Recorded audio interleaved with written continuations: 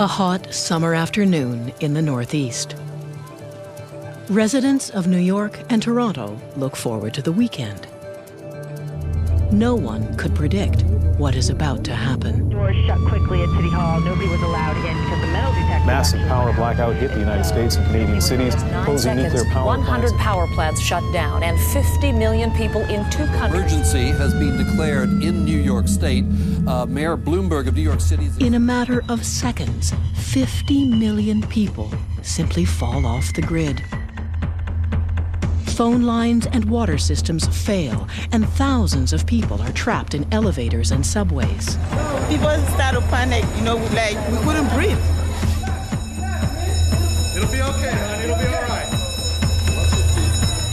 It is August 14th, 2003, and the largest blackout in North American history causes $6 billion in damages. The official cause? Overgrown trees on power lines. But there's more to this story than troublesome trees. Just 3 days earlier, on August 11th, someone, somewhere, released one of the most damaging computer viruses ever written. Blaster.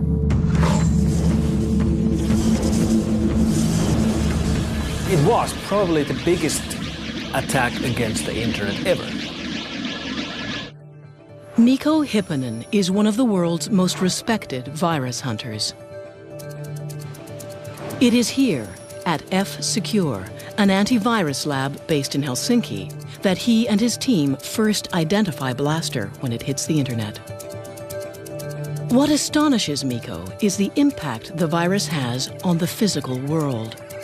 Blaster was the first worm that really showed that an attack like this can affect society and the normal life.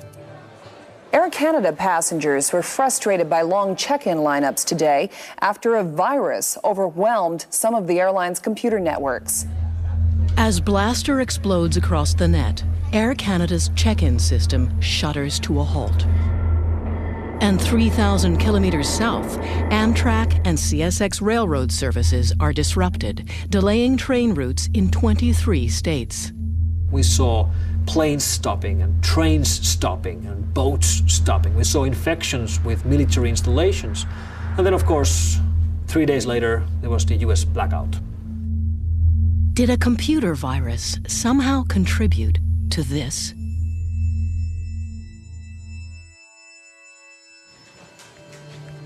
In the 21st century, most of us have had a run-in or two with a virus. They're usually the reason our computers act strangely or slow down. But Blaster was a new kind of threat. It used to be that viruses traveled the internet by piggybacking on other programs. They would arrive at your computer in the form of email attachments. The virus could not activate until someone opened the attachment. But Blaster was a worm. Worms don't need other programs. They propel themselves through the net, and they are self-activating. In other words, you could get Blaster simply by being connected. You would get infected just by having your PC online. You could be sleeping and your machine would get infected. Which meant anything connected was susceptible. Systems like the financial network, water treatment centers, and power plants. In one case, we know that a virus got into a major nuclear reactor in Ohio. 9 months after the blackout, the official report stated that Blaster, despite being released just 3 days earlier, played no significant role in causing the huge shutdown. Some security experts remained unconvinced, pointing to more than just the timing of the two events. If you read the blackout transcripts of the operators who were in the middle of this when it was happening, what keeps coming up in the transcripts is comments that, stuff isn't moving. Their screens were freezing, which is exactly what the Blaster worm does. Whether the Blaster virus caused the 2003 blackout remains a contentious issue. But after Blaster, no one doubted that online viruses could cause real-world damage.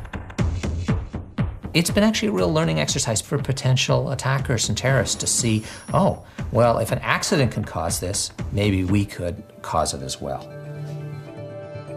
Eric Byers is a former instructor at the British Columbia Institute of Technology.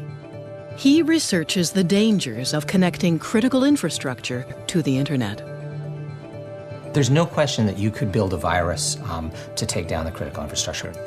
For example, our power systems, our water systems, our transportation systems, if those go away, then our life radically changes. Today, most critical systems are connected to the internet. And the computers these utilities use are the same Windows-based PCs that you might have in your kitchen. 95% of the machines are running Microsoft Windows. So when you have some sort of a worm or a virus or some sort of threat spreading that affects Windows, it spreads like wildfire. A Canadian oil company came to us and said, you know, we have this big infrastructure and we're curious, you know, can somebody attack this? So Eric went to work. Using only a laptop and some basic hacker software, he easily broke into the holding tanks at the company's refinery. So first of all, I'm going to do what's called cutoff visibility. Now I've fooled it so that the operator doesn't know anything's going wrong in the field. And then I'm actually going to blow up the tank for him. And you can see that all of a sudden this pump has just gone nuts. And pretty soon that tank's going to be overflowing. And in real life, somebody will be walking around with an oil spill.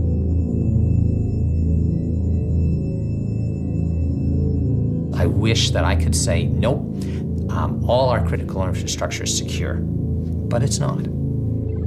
If connecting power plants and oil refineries to the internet is putting them at risk, why not leave them unplugged? For business reasons, for business efficiency. Mary Kerwin is a security consultant and a columnist for the Globe and Mail. One executive interviewed said that he thought it was fine, it was worth taking the risk, so they'd have an edge on the competition by having these open and secure hookups between the utilities and the corporate network. The problem is, the internet was never designed to be secure. It was never actually built to do a lot of the things we're using it for right now. It was not meant to be an engine of commerce. It was not meant to hold your banking information.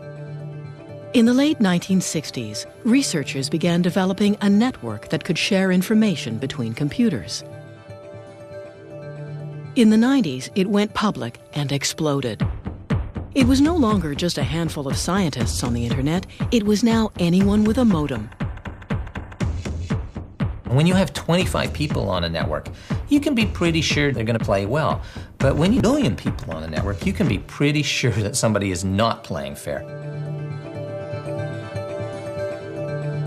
There are no secure computers. There are no secure networks.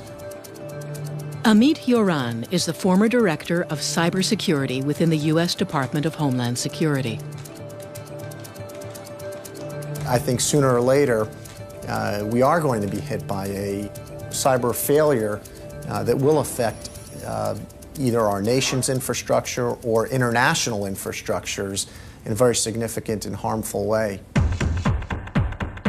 So the implication is that somebody remotely managed to gain access to these control systems and does that type of damage and leaves the economy at a standstill, essentially. Because without our ability to bank online, to make a phone call, to switch on the lights, we're literally in the dark.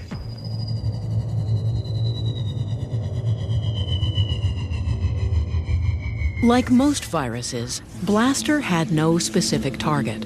Its damage was collateral, releasing it an act of cyber vandalism. Something a kid might do.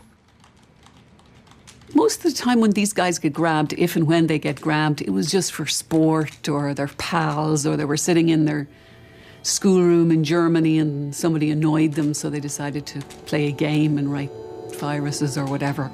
So usually they have, particularly the kids, they have no clue of what they're doing, and that's why they can be very dangerous. They're called hackers. Some would say they're nothing more than hobbyists, kids mostly. But hackers grow up too. We are the people that are behind the scenes of everything that you take for granted on the internet. It's us. There are three types. The white hats are the good guys. They're the virus hunters or the IT people at your office. The black hats are the bad ones. The virus writers or the crooks who try to steal your credit card number online. And then, somewhere in the middle, are the gray hats. They work both sides of the street, guns for hire in a Wild West industry. Tell us who you work for, Donnie. Let's go somewhere else right now. Donnie makes his living as a professional hacker. Exactly how, he won't say. He is sometimes hired by companies to hack into their own systems. It's called penetration testing. That's where you get permission to break in just as a real hacker would, but you are under a contract, and that's so that they can identify their security flaws and fix those security flaws before a bad guy really does. Like most professional hackers, Donnie has an infamous past. I was approached initially by this company in India. They wanted a demonstration of my skill set, so to speak. I ended up compromising 5 different systems with 5 different exploit vectors. Looking further into one of the intrusions, I had indeed broken into mail.gov.in. For all intents and purposes, I took down their government infrastructure. Had free reign on the systems all I wanted. I was able to plant backdoors and gain later access. I was able to read emails. I was able to record keystrokes. In hacker parlance, we would say that I owned India. I owned a small country. Not small. I owned the 2nd largest country in the world. We asked Donnie to demonstrate his skills. In less than 5 minutes, he's broken into the database of a major international airline. So basically, I'm one step away from grabbing all of the reservation information, all of the user information, which would include your name, your address, your telephone number, your credit card information for verifying your flight. With power like this at your fingertips, we wonder what potential damage a group of dedicated hackers could cause. We could certainly shut down the United States critical infrastructure, I would assume probably within a day. Dedicatedly, I would give it 1 week of research, 1 day to take it down. And that means what? What is the... That means taking out the power grid, it means taking out the communication power, it means taking out probably the military capacity of the United States to function properly. We'd probably go into a police state at that point. Is that an exaggeration? No, I don't think so.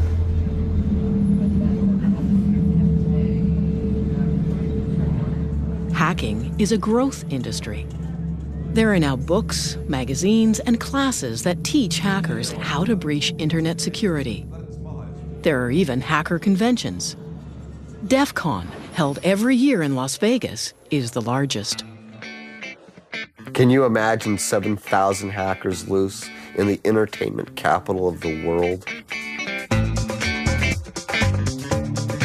DEF CON isn't your average convention.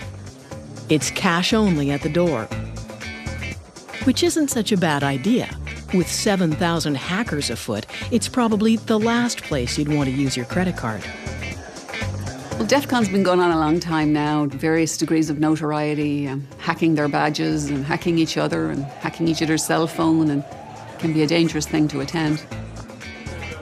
At DEF CON, you can learn how to pick a lock, electronic or otherwise, or how to hijack a digital billboard. And though most attendees are hackers, there's also more than a few federal agents. In more recent years, you have so many undercover FBI agents that it's hard to tell law enforcement apart from the real deal. Depending on who you talk to, the FBI are there to either spy on the hackers or recruit them. We seek out the rockstar hackers to find out what the cutting-edge threats and vulnerabilities and tomorrow's issues and problems are, because they know. Somebody told us it's easy to spot the FBI. They're the guys over 35.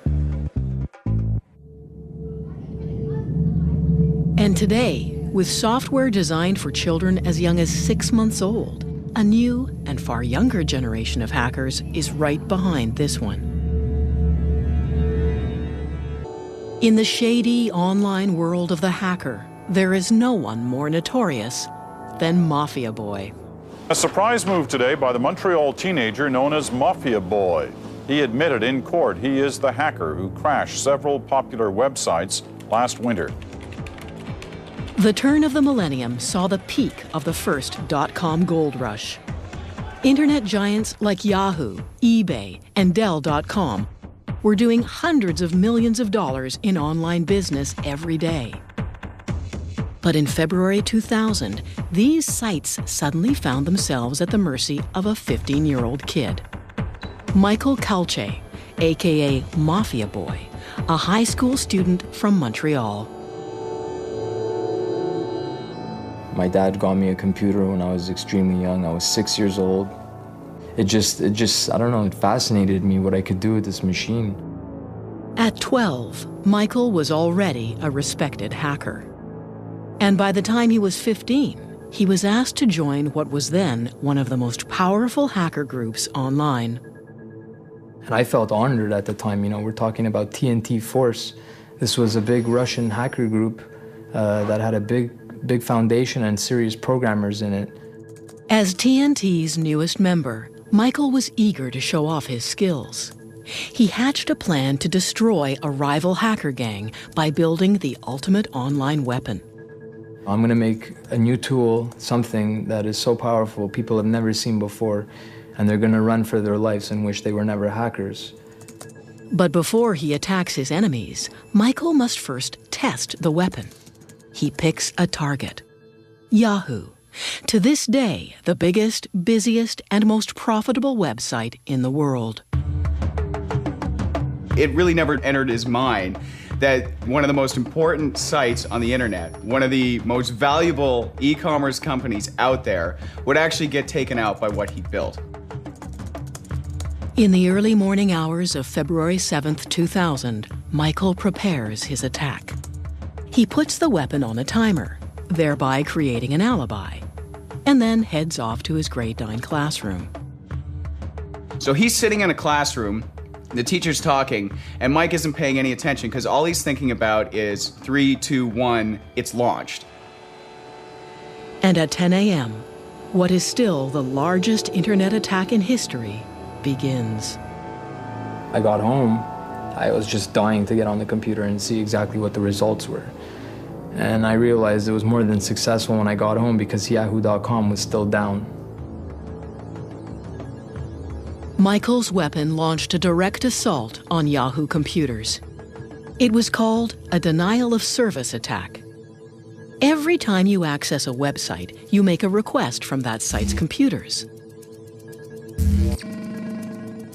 What Michael did was harness the bandwidth of dozens of larger computers, mostly from universities in the US. By turning them all onto Yahoo and making millions of requests every second, he crashed Yahoo's site. It's like if you call a pizza place and the phone is busy, it means that they're dealing with too many phone calls. Same thing. I bombard them with so many requests, they're just offline. Even today, there are very few defenses against this kind of attack. After seeing Yahoo collapse, Michael got a little carried away. CNN, Amazon, eBay, Dell, all multi-billion-dollar companies, all easily shut down by Mafia Boy. CNN was probably one of the biggest attacks because they lost 1,200 other sites when CNN.com went down. Everything linked to CNN just went poof with it. I started to realize I had something way more powerful than I could imagine here. I felt a sense of it before, but this was the moment I realized, you know, there's not much that can stop me here. The attacks made headlines around the world and sent shockwaves rippling through the new economy. You have a situation where the price of these companies that were hit, they take hits on the stock market. You have the Attorney General of the United States standing up and saying that we will get the ones who are responsible for this. You have President Clinton convening a cybersecurity summit at the White House and talking about finding ways to fend off future attacks like this. The first reports came out, they were estimating the damage to be $1.7 billion damage. All from a Pentium 133. It was Michael's bragging that eventually got him arrested. He served 8 months in a juvenile home. But he left a legacy. Suddenly, the internet didn't seem like such a great place to do business after all. People didn't really realize the extent to which the internet was vulnerable until a 15-year-old kid kind of showed them. I think it, in a sense, showed that the emperor had no clothes. That the thing experts had known all along, that building e-commerce on top of the internet is maybe not the best idea. It also showed that there wasn't a coordinated strategy in the government, in industry, to actually combat and fix a lot of these flaws and to fight off these attacks. The internet has little to no law enforcement. It's simply too big, too international, and too anonymous. It's very difficult to identify who is online at any one time, where do they come from, and they can just disappear into the ether. Just take out their connection and they're gone. They're like specters, like ghosts. For the most part, black hats target one company and its ubiquitous operating system. Now, this company is looking for a little vigilante justice. Microsoft established an antivirus reward program that will pay people if they provide information on a virus writer and it leads to an arrest and conviction. It's a cash bounty. $250,000 for information leading to the arrest and conviction of anyone who has written a destructive virus. We asked Donnie if he was up for the challenge. I don't know if it's entirely possible. It's really, really hard to identify the creator of a piece of code. A piece of code can be as small as 4 lines that anybody could type out on a computer anywhere. If I were to successfully track someone down and actually I'll be able to obtain this bounty, so to speak, $250,000 would be enough to secure my future. His target? A Microsoft Word virus. So called because it hides inside a Microsoft Word document that the author then emails across the internet. Where Blaster was mindlessly destructive, simply flooding the internet, the Microsoft Word virus is much more sinister. After infecting a computer, it begins to collect documents. It then sends these documents back to the authors of the virus. The range of documents being collected concerns Donnie. CAD drawings for computer-aided design, spreadsheets, PDF documents, architectural and machine blueprints. The nature of the data that's being taken, to me, it goes straight to our critical infrastructure. It goes straight to the core of the United States military. And the virus is known to have targeted power systems and government agencies. It is, literally, spyware.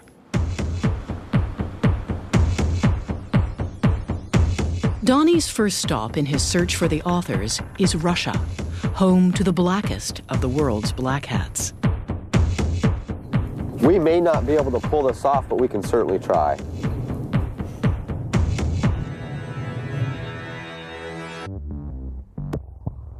In the past few years, hackers and their viruses have evolved. Mischievous kids are no longer the main problem. Now it's all about the money. And viruses are designed expressly to steal your data. In the good old days, all the viruses were written by, hobbyists and geeks and nerds in their basement for fun, for fame, really. And that started changing 5 years ago or so. To professionals and criminals, people who do this to make money, even people who make millions. And while thieves used to break into your house, these days it's much easier for them to break into your computer. What they're looking for is personal information, credit card numbers and banking details, anything that can be sold for quick and easy cash. A hacker recently told me that identity theft is a great new career. It has great benefits. Why would you make minimum wage when you can stay in the best hotels and buy big screen TVs with somebody else's money? Today, TJX announced the theft of millions of credit card numbers and other personal customer information. In 2007, TJX, a department store giant with over 2,000 retail outlets around the world, found themselves the victim of the largest known internet theft to date. Attackers broke into their systems, probably over an insecure wireless network, and basically had the run of their network as far as we can make out for as much as 18 months, maybe even a few years, we're not entirely sure. Hackers downloaded credit card numbers, millions of them.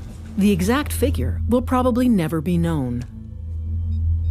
Initial estimates of the numbers of individual credentials was around the 45, 46 million mark.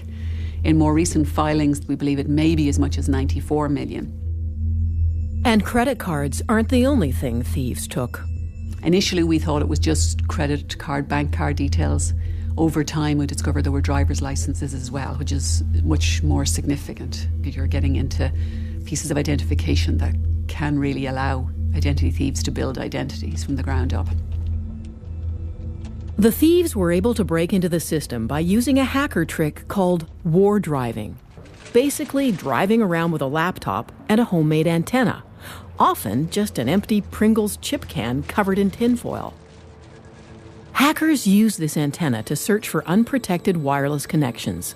Once they find one, they break in and steal everything on your computer.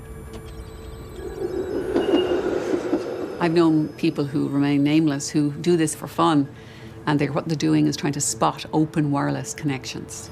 And they will show you sometimes on their computers the number of, in some cases, Fortune 500 companies perhaps that may have open network connections.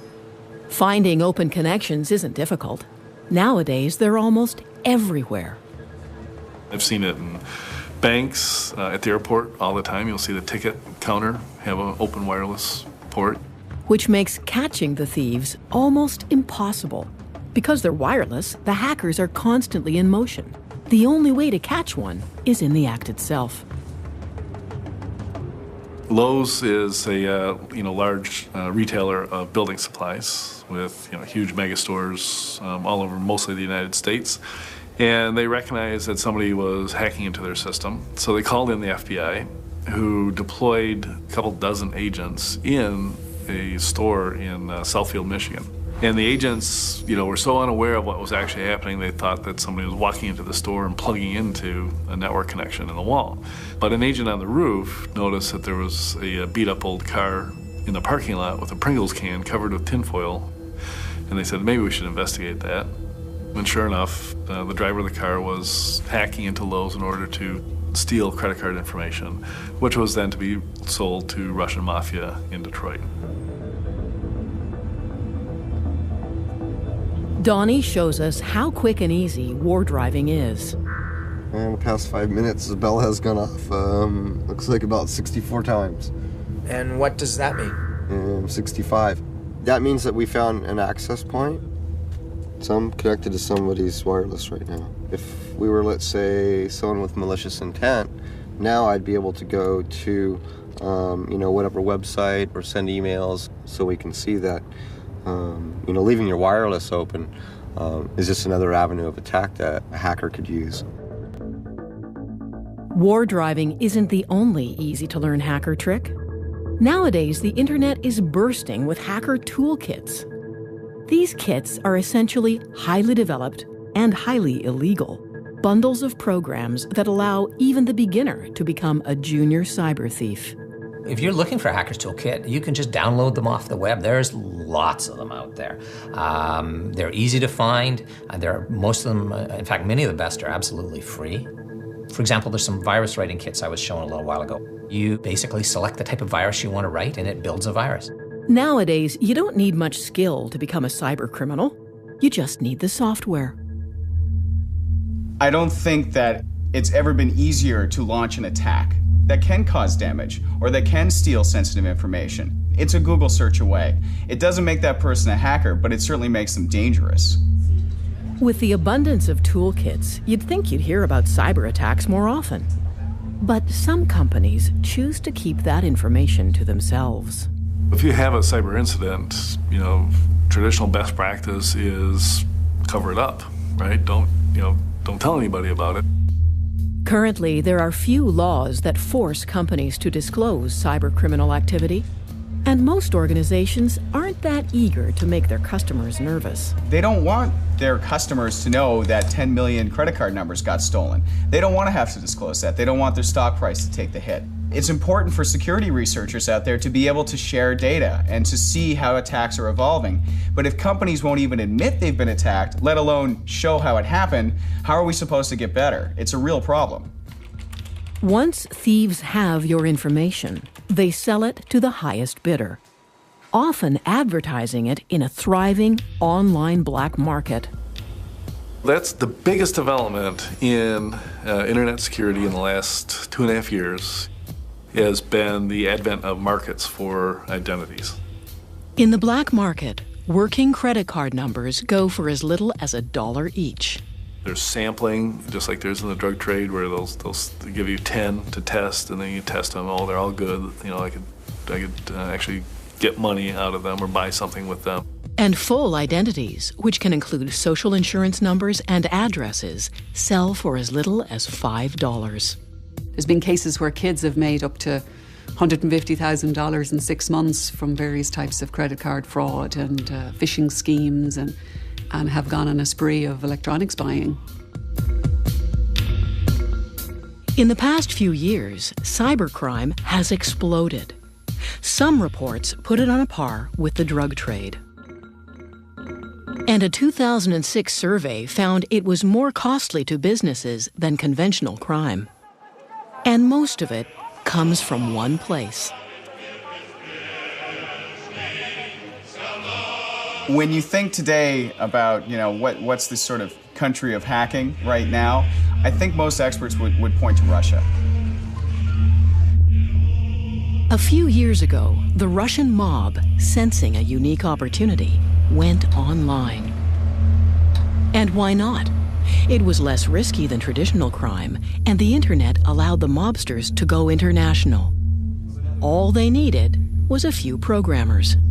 You have actual organized crime in Russia recruiting promising young programmers and other technical people to work in a cybercrime syndicate. These Russian syndicates are responsible for the bulk of viruses and hacker exploits released onto the internet every day. It took 20 years to go from the very first viruses to 250,000 viruses. And that's where we were in the beginning of 2007. By the end of 2007, we were already at 500,000 viruses. So we effectively doubled the amount of all of the malware in one single year. Because of this, internet security has become a booming business. In the past few years, antivirus labs have sprung up all over the world. Kaspersky in Moscow is one of the biggest. We receive over 2,000 of new viruses, trojans, and worms every day to this lab. In order to provide constant and non-interrupted protection, virus analysts have to work every hour, every day of the week. We have a special name for them. They're called woodpeckers. That's because they hammer their keyboards very fast.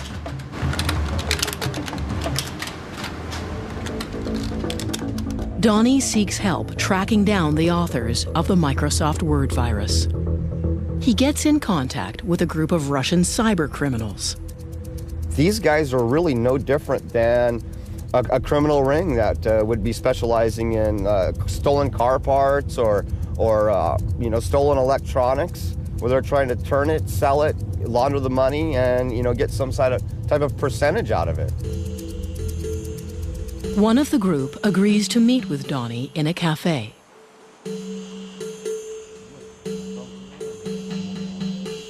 The Russian tells Donnie that he's part of a hacker crew that works primarily as carders. They steal credit card information and then sell it online.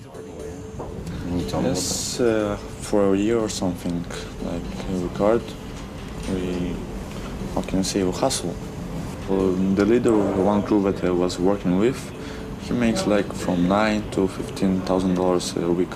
I had no idea it was that kind of money. I mean, I was thinking like, $1,000 a week.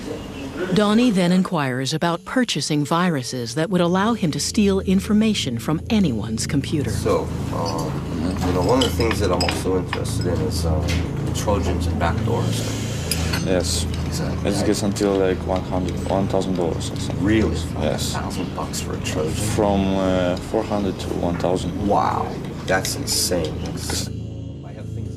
But not all viruses have such a clear purpose. In 2007, a new type of virus appears on the internet. Stormworm. It infects without warning and seemingly without consequence. And to this day, no one knows what its purpose is. People often ask me about how do I know if I'm infected by Storm? And you really don't, because it doesn't show you any messages, it doesn't destroy anything, it doesn't play any music or anything, any of the fun stuff we used to see with old school viruses. It's really invisible. Not just invisible, but impossible to detect. This is because it's always changing. This worm keeps morphing itself. Every time you download it, you get a different copy. And if you do find it and try to remove it, the worm attacks.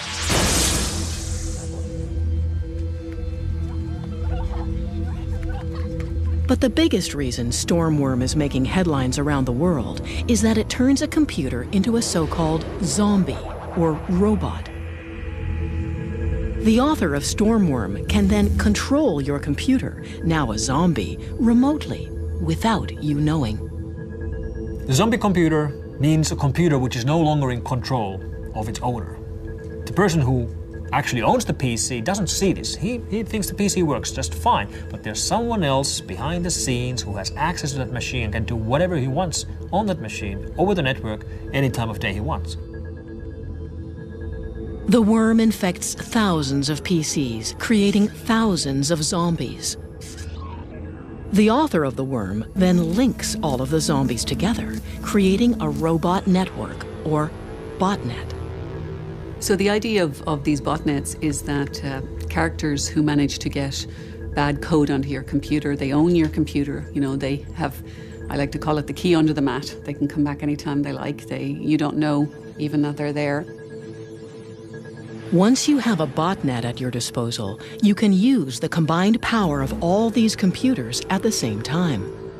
So you can, for example, send an instruction that all of those machines start to send as much traffic as they can against one single website. That's a denial of service attack. The same type of attack Mafia Boy used to take down Yahoo. There are Russian botnet operators right now selling denial of service attacks launched from their botnets by the hour or by the day. What's unique about Stormworm's botnet is its size and sophistication. Experts estimate the number of linked computers to be in the millions. But still, no one knows this botnet's purpose.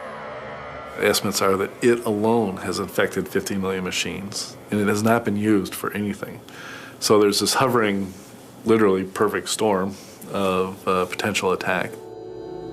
So the concern is that the Stormworm has created all these compromised computers that in themselves create a kind of almost a massive supercomputer. And that if very bad people have control of this, they may be able to do very bad things on a very, very big scale.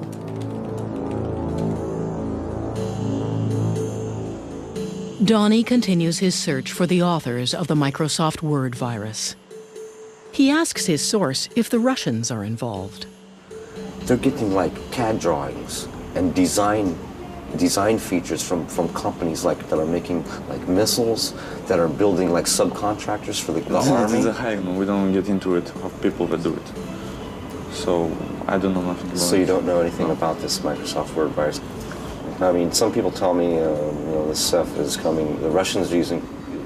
And China is, yes, they have the technology and they have everything. So they're the most people who get into hacking stuff like this. They're going for the big things. Big things. Yes.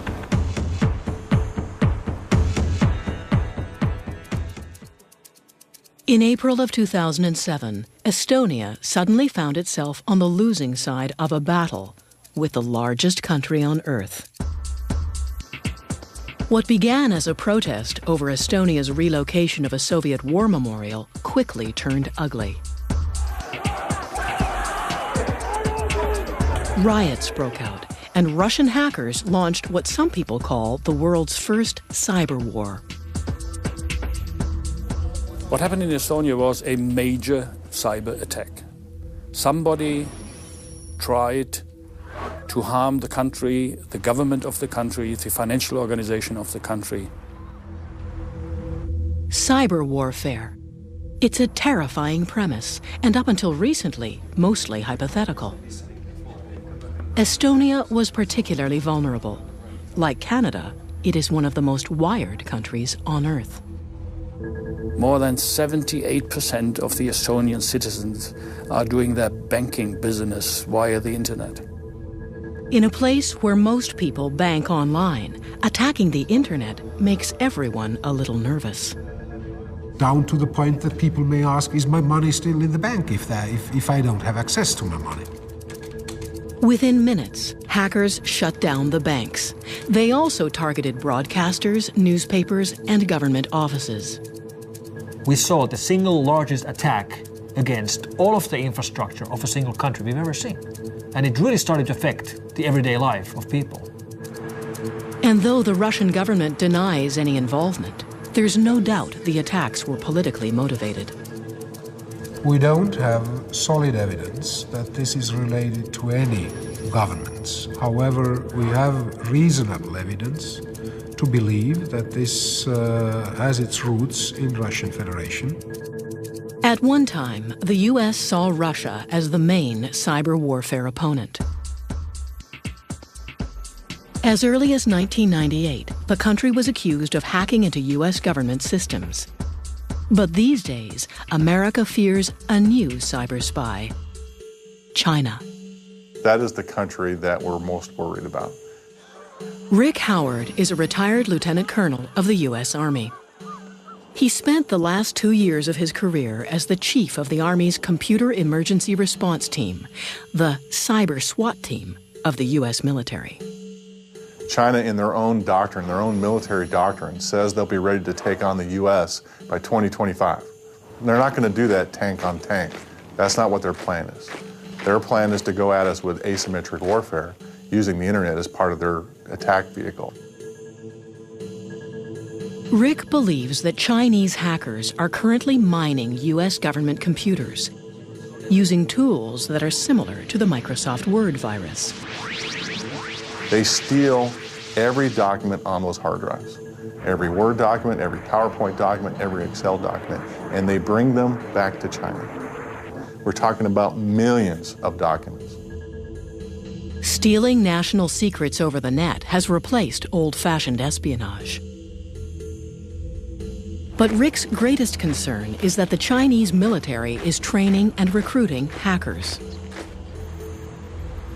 The PLA in China recruit hackers from the Chinese population, and they train them in military information warfare tactics.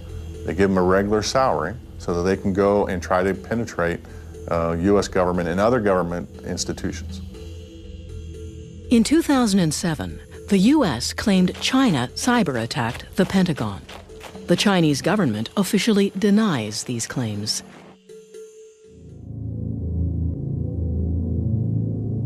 So how vulnerable are we to a cyber-attack? And what exactly would it mean? The complete breakdown of financial health, traffic, air traffic, government, structure of a country. You have to concern yourself with the possibility of a digital Pearl Harbor. I think there's always the possibility that a rogue terrorist group were to have a very significant denial of service attack. And if there's anything that people need to understand in cyberspace is that this is hard stuff. You have to take it serious. So if and when an attack comes, are we ready? Donnie abandons his pursuit of the Microsoft Word virus. He reasons that now it's too risky. We're not just looking at black hat hackers, we're not looking at kids, we're not looking at script kiddies, but we're really looking at a coordinated effort sponsored by the Chinese government against not only the United States, but the West in general. He's not as interested in collecting the bounty as he once was. The percentage of it being successful is really low, in my personal opinion. And like a true gray hat, he's already onto something else. So, who are you working for now, Donnie? Not going to comment on that. Fair enough.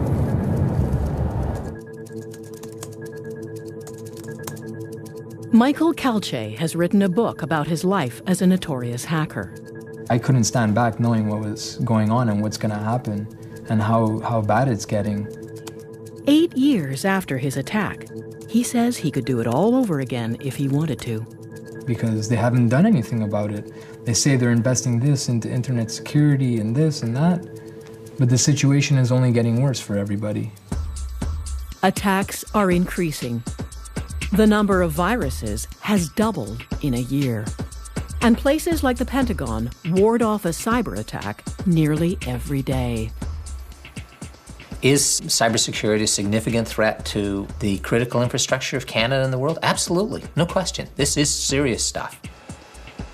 It is supposed to be a little bit turbulent. It is supposed to be a little bit uncontrollable. And to have that openness and that freedom, you have to deal with the other things. The interconnected nature of the internet and critical infrastructures is a point of significant vulnerability for modern society. We really have to think carefully about putting critical infrastructure online. I would prefer critical stuff to be disconnected. And when I mean disconnected, I mean that they are in separate cables. Increasingly, all aspects of our lives are funneled through the internet. What's at stake is impossible to dismiss. Because the 9/11 Commission, their summary of the 9/11 events was that it was a failure of imagination. And I think the one thing we don't want to do again is for our imaginations to fail.